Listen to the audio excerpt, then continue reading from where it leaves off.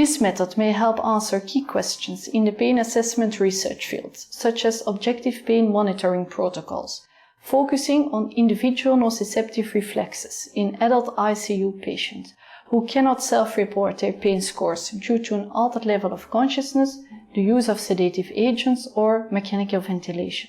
The main advantage of this technique is that it may offer a monitoring tool for individual analgesic titration.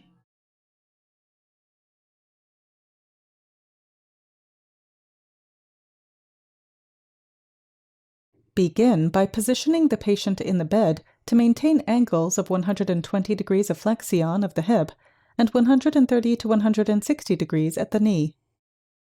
Place the palmar side of the wrist upwards. Next, shave hair at the application sites. Remove any body lotion by cleaning the skin with soap and water and rub the skin gently with a dry washcloth or gauze. Ensure the application site is clean and dry. Use skin preparation paper to abrade the application site to ensure best contact with the electrode. For the pupil dilation reflex or PDR assessment, place 2 silver-silver chloride electrodes with highly conductive wet gel at the wrist on the skin area innervated by the median nerve, keeping the palmar side of the wrist facing upwards. Then, for the nociceptive flexion reflex or NFR assessment, place 2 stimulation electrodes at the ankle distal to the lateral malleolus, stimulating the sural nerve area.